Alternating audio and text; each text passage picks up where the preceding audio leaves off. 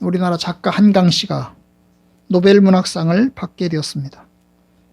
전라남도 광주 출신으로 억압받고 고통당하는 이들의 삶을 이제 그린 것으로 이제 제주 4.3 사건을 이제 다룬 소설 작별하지 않는다.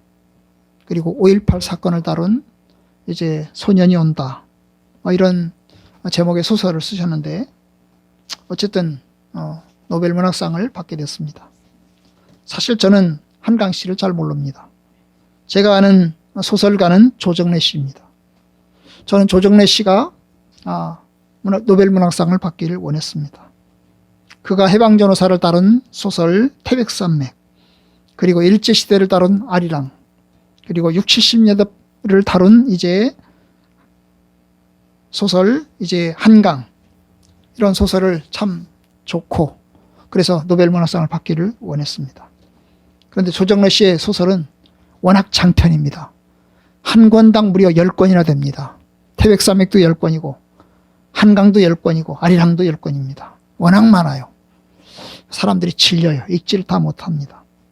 너무 길어요. 이 한강 씨의 작품은 그렇게 장편은 아닙니다. 다 각각 한 권으로 끝납니다. 내용은 이제 약자들의 고통을 다룬 거죠. 번역도 아마 잘한 것 같습니다. 영어로 번역을 해서 많은 사람이 읽혀야, 그리고 많은 사람에게 알려져야 아마 노벨상 위원회 쪽에서도 작품을 알고 심사하고 하는 데 도움되지 않겠습니까? 어쨌든 번역도 잘했다는 이야기를 듣습니다. 아무리 잘 써도 알아보지 못하면 인정받지 못합니다. 어쨌든 축하할 일입니다.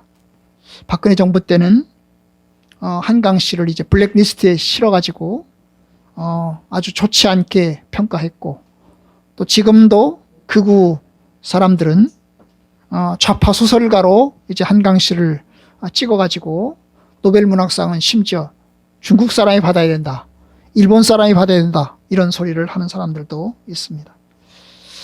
예수님은 어떨까요? 여러분, 예수님도 하나님 말씀을 전하시고 또 이 땅에 오셔서 하나님의 선한 일들을 감당하셨습니다. 많은 사람들이 예수님을 존경하고 또 많은 사람이 예수를 믿고 또 예수님을 추종하고 예수의 사람으로 살아가는 사람들도 있습니다. 하지만 예수를 비난하고 적대하는 사람들도 많았습니다. 오늘 말씀을 보면 예수님께서 어떤 한 사람을 고치십니다. 이 사람은 말을 못하는 사람입니다. 그런데 말을 못하는 것이 장애를 입어서 말을 못하는 게 아니라 귀신 들려서 말을 못하는 사람입니다. 예수님께서 귀신 들려서 말을 못하는 사람을 주님께서 고쳐주셨습니다. 귀신을 내쫓은 거지요. 귀신 들려서 말을 못하기 때문에 귀신을 내쫓은 것입니다. 그래서 이제 그 사람이 말을 할 수 있게 되었어요. 그러자 사람들이 놀랍게 생각을 합니다. 참 대단하다 생각합니다. 도대체 저분이 누구이길래, 저 사람이 도대체 어떤 능력을 가졌길래 그러나 싶어서 놀랍게 생각을 합니다.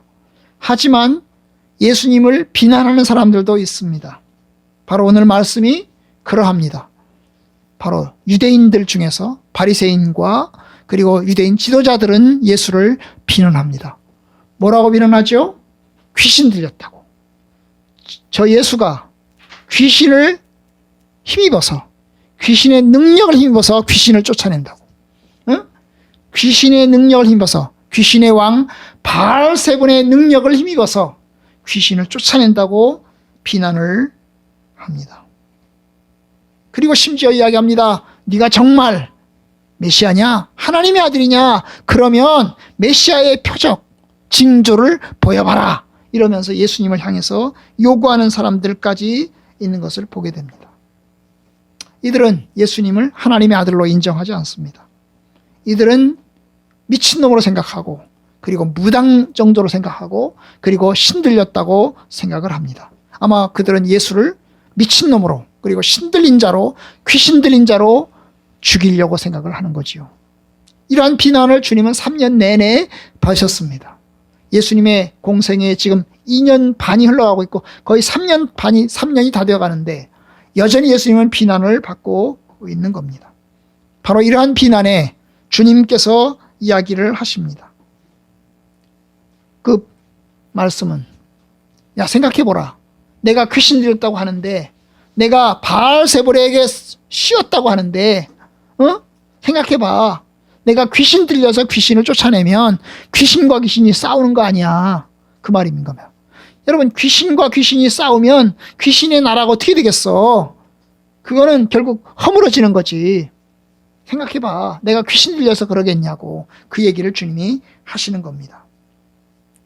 17절, 그들의 생각을 하시고 이르시되 스스로 분쟁하는 나라마다 황폐해지고 스스로 분쟁하는 집은 무너지느니라. 내가 귀신 들려서 귀신을 쫓아낸다고 하면 결국 귀신의 왕국은 무너지고 말아.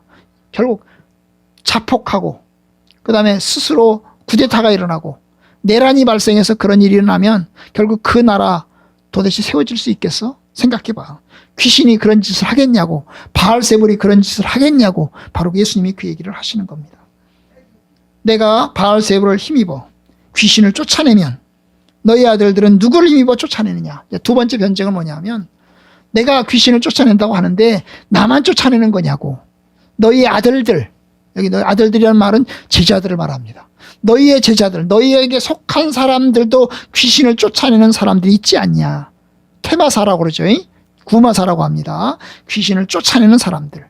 그 사람들이 너희 제자들 중에도 바리새인 중에도 있지 않냐. 그럼 그 바리새인들 제자들은 도대체 누구를 힘입어서 쫓아내는 거냐. 이런 얘기를 하는 겁니다. 그 사람들도 하나님의 힘으로 쫓아내는 거 아니냐. 바로 그 말을 하는 거죠. 자, 그렇기 때문에 주님은 이러한 변증을 통해서, 이러한 논리를 통해서 그들의 비난을 이제 빠져나가십니다. 그러면서 오히려 반대로 얘기하십니다. 20절, 아주 중요한 구절인데요. 그러나 내가 만일 하나님의 손을 힘입어 귀신을 쫓아낸다면 하나님의 나라가 이 힘이 너희에게 임하였느니라. 내가 귀신을 힘입어서 쫓아내는 게 아니고 하나님의 흔히 힘입어서, 하나님의 능력을 힘입어서 지금 귀신을 쫓아낸다고 한다면 그것은 하나님의 나라가 임한 것이다. 하나님의 나라가 이 땅에 지금 내려온 것이다. 그런 이야기를 하십니다. 하나님의 나라가 이 땅에 현실화되기 시작했다는 것입니다. 여러분, 마귀의 나라는 사람들을 미치게 하고, 마귀의 나라는 사람들을 죄짓게 하고, 사람들의 나라는 사람들에게 온갖 고통과 아픔을 가져다 주는 나라입니다. 마치 독재국가랑 비슷한 거죠. 여러분, 독재국가는 어떻습니까? 사람들에게 고통과 고뇌를 가져다 줍니다. 집권자들이 자기의 권세를 위해서 다른 사람을 괴롭히고 빼앗고 약탈하고 그리고 가져가는 그런 나라입니다. 그런데 여러분, 나는 하나님의 나라를 가지고 왔다. 하나님의 나라는 치료하고 고치고 회복시키는 나라다. 나는 그것을 위해서 이 땅에 왔다. 주님이 그것을 선포하십니다. 하나님의 능력을 힘입어서 이제 내가 하나님의 나라를 이 땅에 가져왔다 하는 것입니다. 그러면서 이제 예수님이 한 가지 이야기를 하십니다. 강한 자가 무장을 하고 자기 집을 지킬 때는 그 소유가 안전하되 더 강한 자가 와서 그를 굴복시킬 때는 그가 왔던 무장을 빼앗고 그의 재물을 나누느니라. 여기서 앞에 나오는 강한 자, 21절에 나오는 강한 자는 마귀를 이야기하는 겁니다. 이 마귀가 악한 놈이 통치할 때는 뭐예요? 자기 집이 안전하다는 거예요. 자기 집이 안전하다는 거예요. 그런데 더 강한 자가, 더 센 자가 와서 그를 굴복시킬 때는, 여기서 말하는 더 센 자는 예수님 자신을 이야기하는 겁니다. 이제까지 마귀가 자기 땅을 지켰다. 안전하게 자기 땅을 지켰다. 사람들에게 고통을 가져다 주고 아픔을 가져다 주면서 자기 영역을 확고하게 지켜왔다. 그런데 더 강한 자이신 내가 와서 이제 그 강한 자를 부수고 그 강한 자를 때려 부수고 내가 이제 뭡니까? 그 사람을 자유롭게 할 것이다. 자유롭게 할 것이다. 그런 이야기입니다. 그리고 또한 그가 믿던 것들을 다 빼앗고 무장해제시키고 그리고 그의 소유물을 탈취하겠다 그 말입니다. 예수님이 하시는 이야기는 뭡니까? 내가 이제까지는 이 세상이 마귀의 손아귀에 달려 있었다. 마귀가 통치하였고 마귀가 다스려 왔다. 그런데 내가 이 마귀가 다스리던 이 세상에 내가 와서 어떻게 합니까? 이 마귀의 통치와 마귀의 지배를 무너뜨리고 내가 하나님의 나라를 이 땅에 가져오게 하겠다. 가져온다. 그 말씀을 주님이 주장하시는 겁니다. 그러면서 하시는 말씀 23절, 나와 함께하지 아니하는 자는 나를 반대하는 자요, 나와 함께 모으지 아니하는 자는 해치는 자니라. 결국 내 편이 되어야 된다는 거예요. 내 편. 나와 함께 나의 생각을 공유하고 나의 삶을 공유하고 함께하는 사람은 내 편이고, 반면 나의 생각을 공유하지 않고 나의 입장을 따르지 않고 비난하는 자는 뭐라고요? 나의 적이다. 나의 적이다. 주님이 그 얘기를 하십니다. 얼마나 강하고 센 이야기입니까? 자기를 적대하는 사람들에게, 자기를 비난하는 사람들에게 주님 말씀하시느니 얼마나 세고 강한 톤으로 말씀하시는지 모릅니다. 그러면서 한 가지 이야기를 또 하십니다. 24절, 더러운 귀신이 사람에게서 나갔을 때에 물 없는 곳으로 다니며 쉬기를 구하되 얻지 못하고 이에 이르되 내가 나온 내 집으로 돌아가리라 하고 가서 보니 그 집이 청소되고 수리되었거늘 이에 가서 저보다 더 악한 귀신 7을 데리고 들어가서 거하니 그 사람의 나중 형편이 전보다 더 심하게 되느니라. 참으로 이상한 얘기죠, 그죠? 더러운 귀신이 나갔어요. 쫓아낸 게 아니고, 쫓아내서 나갔을 수 있어요. 그런데 쫓아내서 나간 게 아니에요. 스스로 나간 겁니다. 왜요? 더 좋은 곳을 찾아서. 내가 어느 집에 살고 있는데 이 집에서 살다가 더 좋은 집으로 찾아서 나간 겁니다.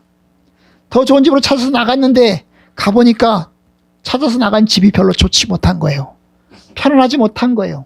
그래서 어떻게 합니까? 내가 예전에 살던 집으로 돌아가야 되겠다. 그리고 다시 들어옵니다. 여기서 말하는 이 집은 사람을 이야기하는 거죠. 여기서 말하는 집은 그냥 집이 아니고 사람을 이야기합니다. 어떤 사람에게 들어가서 살았어요. 통치하고 지배하고 살았단 말입니다.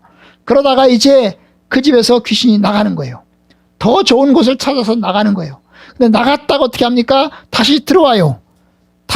그런데 들어올 때는 어떻게 들어옵니까? 귀신 7을 데리고, 다른 귀신 7을 데리고 들어와요. 그러면 그 집은, 그 사람은 어떻게 되죠? 더 피폐해지는 거죠. 더 나빠지는 겁니다.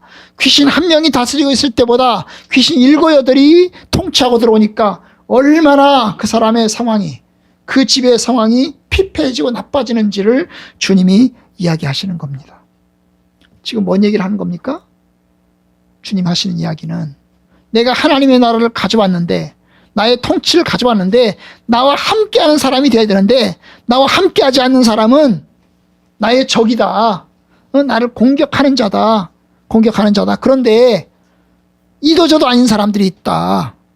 A도 아니고 B도 아닌 사람, 내 편도 아니고 저 편도 아닌 사람들이 있다. 그런데 이 중립지대라고 그러죠. A도 아니고 B도 아닌 중간지대. 이 중간지대에 있는 사람들은 나는 이 편도 아니고 저 편도 아니니까 나랑 상관이 없어 라고 말하지만 그렇지 않다. 절대로 그렇지 않다. 내 편이든지 네 편이든지 둘 중에 하나지 중립지대라는 건 존재하지 않는다. 그 얘기를 주님 하시는 겁니다. 여러분, 귀신이 있다가 나갔어요. 그러면 그 집은 깨끗하지요? 그 집은 이제 중립지대가 됐습니다. 그럼 어떻게 됐죠? 그 집은 이제 그 집 비어있는 그 집에, 귀신이 나간 집에 어떻게 합니까? 청소를 하고 나면 어떻게 하죠? 새로운 주인이 들어와야 되는 것입니다. 새로운 주인이 들어와서 새로운 주인과 함께 통치함을 받으면서 살아야 되는 거예요. 그런데 집은 청소를 했는데 새로운 주인이 들어오질 않았습니다. 그럼 어떻게 됩니까? 여러분, 집은 깨끗한데 주인이 없는 거예요. 빈집인 것입니다. 결국 나갔던 그 귀신이 다시 들어옵니다. 원래 주인이 다시 돌아와요. 그러면 더 나빠진다는 거죠. 중립지대는 없다는 겁니다. 주님 말씀하시고자 하는 취지는 중간지대는 없다는 거예요.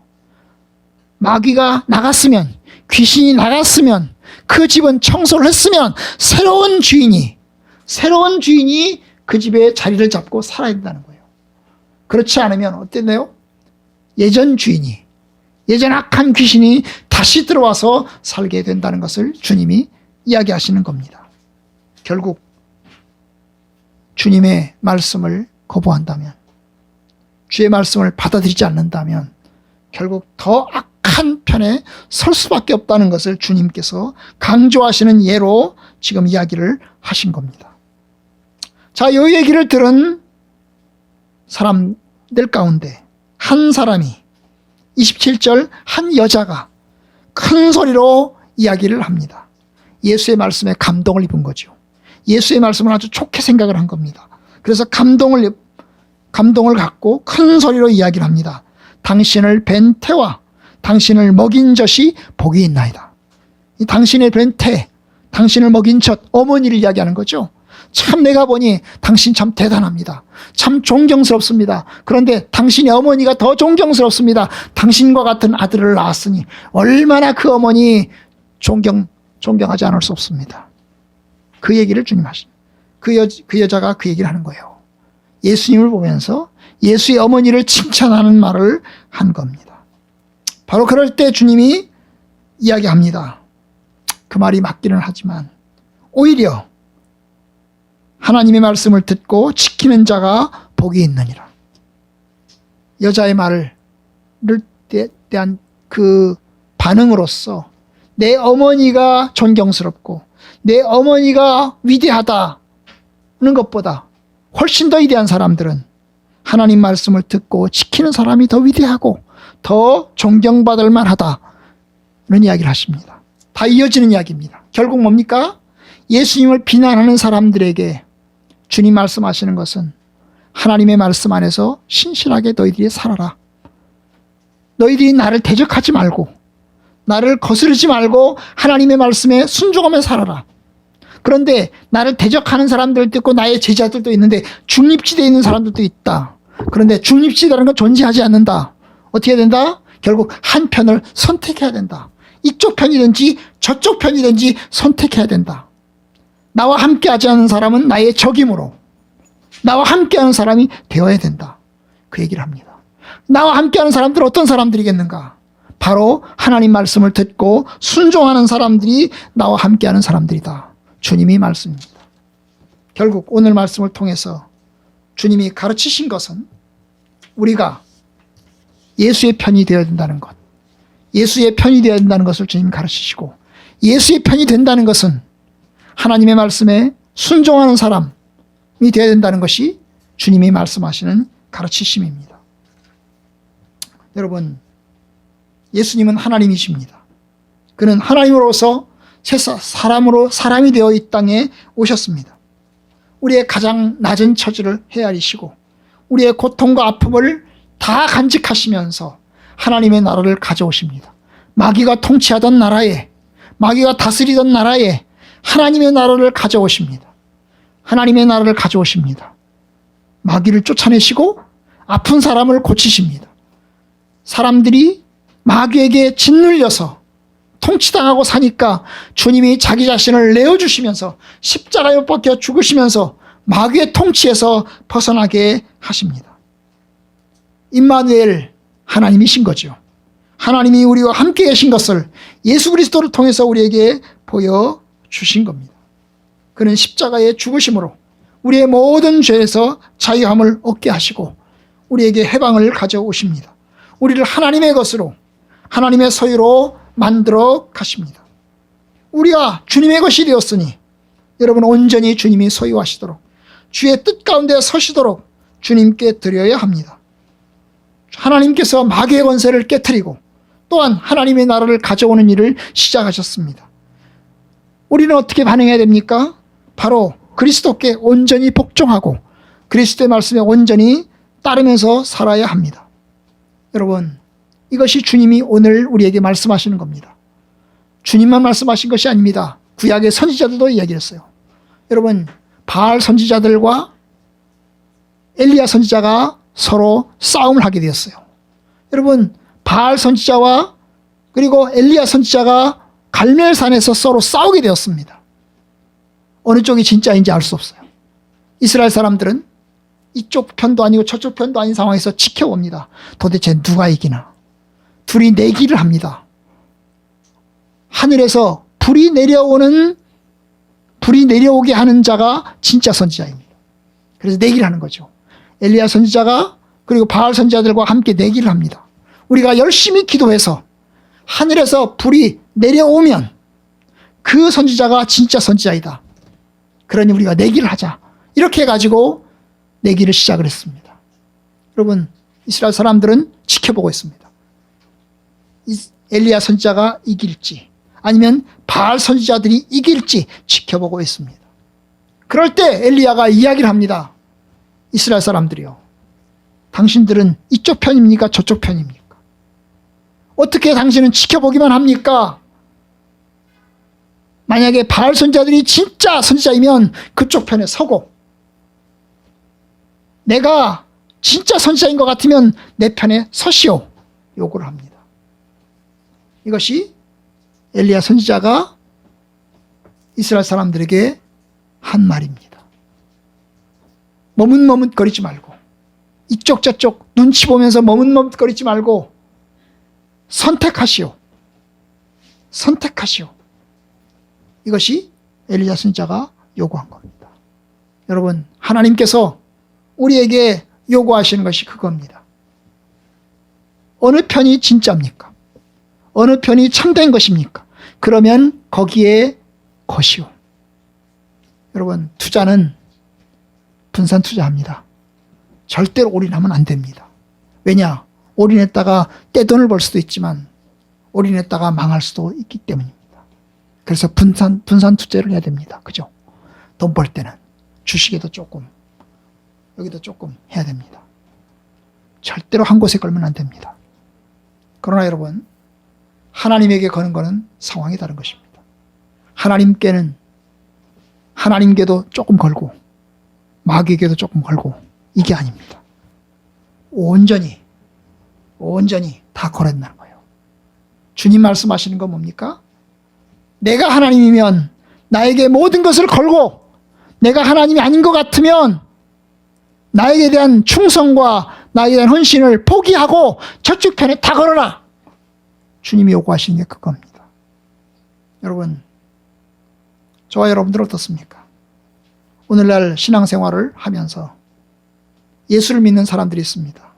그런데 예수를 믿으면서도 동시에 한쪽 발은 다른 쪽에다 거는 사람들이 있습니다. 한쪽 발은 하나님께 걸고 다른 한쪽 발은 세상에 겁니다. 하나님이 아닌 것 같으면 저쪽으로 갈 기회를, 또 저쪽이 아니면 이쪽으로 갈 기회를.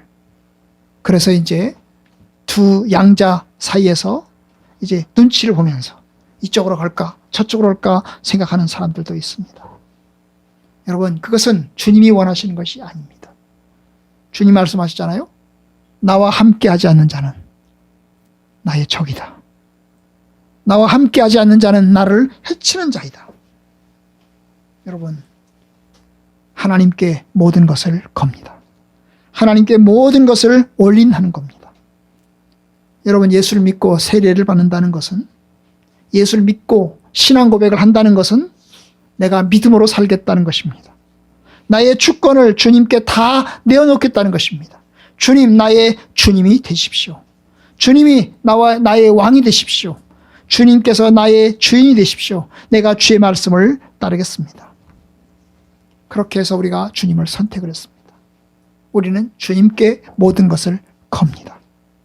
하나님께서 살아계시니, 하나님께서 우리에게 충분히 보응하시고 충분히 보상하실 것이니 우리는 하나님께 걸었습니다.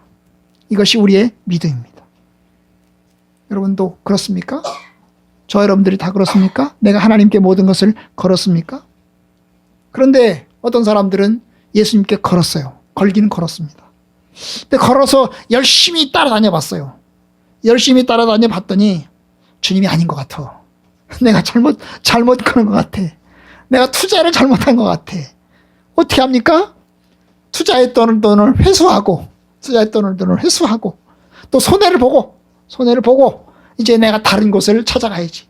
그리고 다른 곳을 찾아가는 사람들도 있습니다. 여러분, 예수를 믿다가 세상으로 돌아가신 분들도 있는 겁니다. 예수를 믿겠다고 세례를 받고 예수를 믿겠다고 신앙 고백을 하고 예수를 믿고 믿음 생활로 살아갔습니다. 수십 년 동안 살아갔습니다. 그러다가 이제 살다 보니 이게 아닌 것 같아요. 그래서 이제 주님을 떠났습니다. 그리고 세상을 향해서 나아가는 사람들도 있는 겁니다. 많죠? 요즘 시대에 많습니다. 여러분, 하나님이 어떻게 보실까요? 내가 올인을 했어요. 젊은 날의 시간을 하나님께 다 걸었습니다. 그리고 열심히 희생 봉사했어요. 그런데 나이가 들어서 주님을 떠났어요. 주님을 떠났습니다.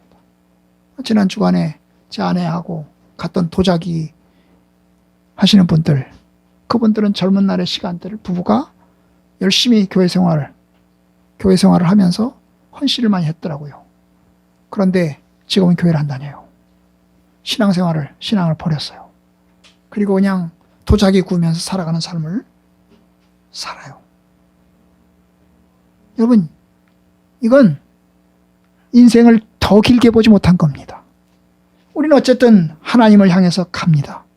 우리 이 땅에 사는 날이 정해져 있고 하나님의 선한 뜻을 향해서 이제 갑니다.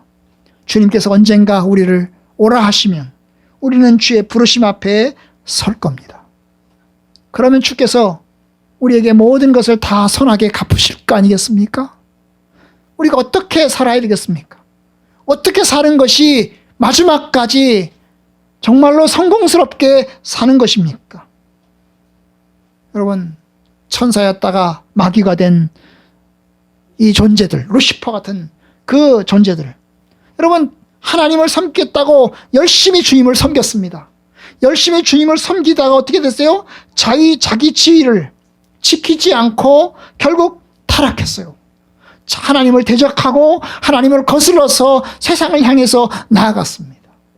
여러분, 하나님을 섬기다가 떠나시는 분들은 마귀와 같은 삶을 살아가는 거예요.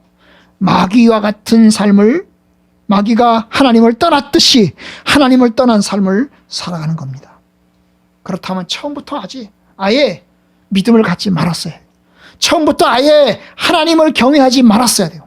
그냥 처음부터 아예 쭉 세상을 향해서 갔어야 합니다. 네, 여러분, 우리는 하나님을 경외하고 출발했어요. 그리고 하나님을 경외하고 삽니다. 그렇다면 끝장을 봐야 되지 않겠습니까?